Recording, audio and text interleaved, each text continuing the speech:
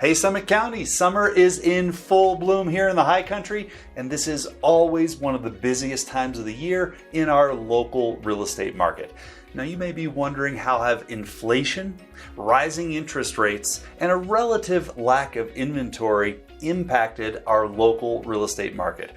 Well, stick around because in this video, I'm going to walk you through my 3 key takeaways from the second quarter of 2023 in this, your Summit County Real Estate Market Update. How you doing? It's Pete Deininger with the Breck Life Group at eXp Realty right here in Breckenridge. And in this video, I'm going to walk you through some recent developments in the Summit County real estate market that will help better predict what the rest of the year looks like in Summit County. Now, before I get started, just a reminder that we have been getting a bunch of people texting and calling us with questions they have in response to buying or selling in Summit County. So if we don't cover everything that you'd like to know in this video, or you've got questions and clarity, give us a call, send a text. We are always here to help and would be happy to guide you through the purchase of buying or selling real estate in Summit and Park County. Let's get started. Okay, first up, I took a look at the number of transactions or closed properties from the second quarter of 2023 compared to the same time period last year.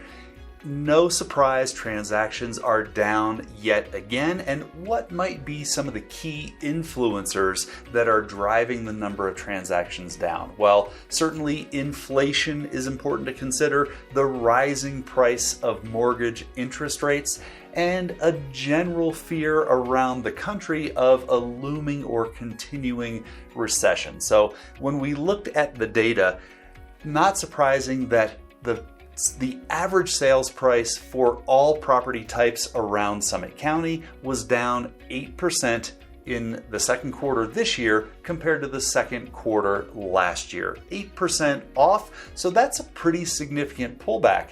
That's our broader Summit County market. When we look at Breckenridge specifically, all property types, again, nearly 25% fewer transactions this year than last year. And so clearly the short-term rental regulations have played an impact in that. And especially when we look at certain segments of the Breckenridge market, the single-family home sales in Breckenridge down a whopping 50% compared to 1 year ago. And that's because the short-term rental regulations in Breckenridge more significantly impact single-family homeowners than they do condo and multifamily townhome owners. So clearly 50% fewer transactions is significant, and we're going to look at additional ways that may have influenced other segments of the market. Okay, the second thing we noticed, really a significant takeaway from the second quarter, was days on market, or once again, this is the average time it takes for a property to go from an active listing to under contract or pending in our MLS. So no surprise that the days on market was 3 times longer this year than 1 year ago. Now that statistic may be shocking and surprising to you, but it's really important to take a look at the actual numbers. 1 year ago, we were still on the tail end of that COVID whirlwind when people could work from anywhere and everybody was buying a place in their dream location, Summit County. 1 year ago, the average days on market was only 12 days. So a nearly 3 times doubling. It was only 34 days this year. So even though it's 3 times as long, if you as a seller could sell your property in about 1 month in a resort market where it always takes longer, that's not bad. Certain segments of the market were a little bit longer. Single family home sales on average took 48 days. But again, it's only 6 weeks to sell your single family home. Another way that we can sort of compare this is the second quarter this year to the first quarter this year. we have seasonality in our market. Not every month is the same as every other month. And so in the first quarter, the average days on market was 55 days, or nearly 2 months to sell your property. And that's common year in and year out, that it takes longer to sell a property in the fourth quarter and first quarter of a year during the winter months. The second quarter and third quarter, properties always sell faster. There are more buyers historically in town during the summer months. It's a great time to list your property and get more attention. And so 55 days in Q1 drops to 34 days in Q2. I wanted to really give some overall perspective as well to maybe the worst time in the Summit County real estate market. And so I went all the way back to 2010 and compared the second quarter of 2010 average days on market to this year. Would you like to make a guess? Way back during the Great Recession of 2010, on average, how long did it take to sell a property in Summit County? Do you have your number? 181 days, or 6 months for the average time on market. So 34 days in the second quarter, not bad at all. We're still seeing properties selling. As we saw in the first key takeaway, we're just seeing fewer sales than we did a year ago.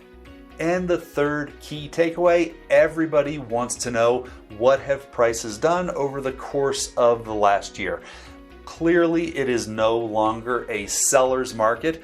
When you think back to 2022 and 2021 and even the latter half of 2020, we were seeing sellers price their properties 5%, 8%, or even 10% above the last sale in a neighborhood, and still seeing competing offers where the eventual winner of the competing bids was above list price, which was already 10% higher than the last sale.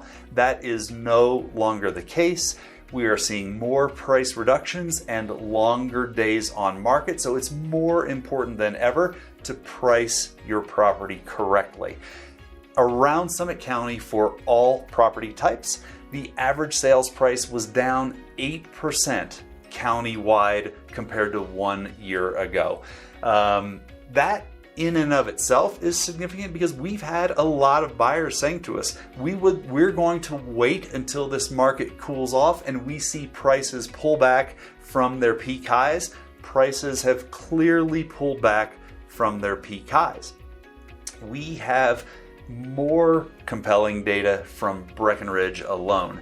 All property types in Breckenridge, the average sales price was down 22% compared to 1 year ago, slashing the peak high prices by nearly 1/4 in only 1 year. Again, the short-term rental regulations, I would say, more severe and restrictive in the town of Breckenridge than other municipalities and around Summit County. And this is clearly having an effect on property values. To give you some actual hard numbers, the average sales price for all property types in Breckenridge in the second quarter last year was $1.8 million. The average price this year, $1.4 million, or a loss of $400,000. Now, you may say to yourself, but that's just an average. Maybe there are some outliers, some really high or really low sales prices.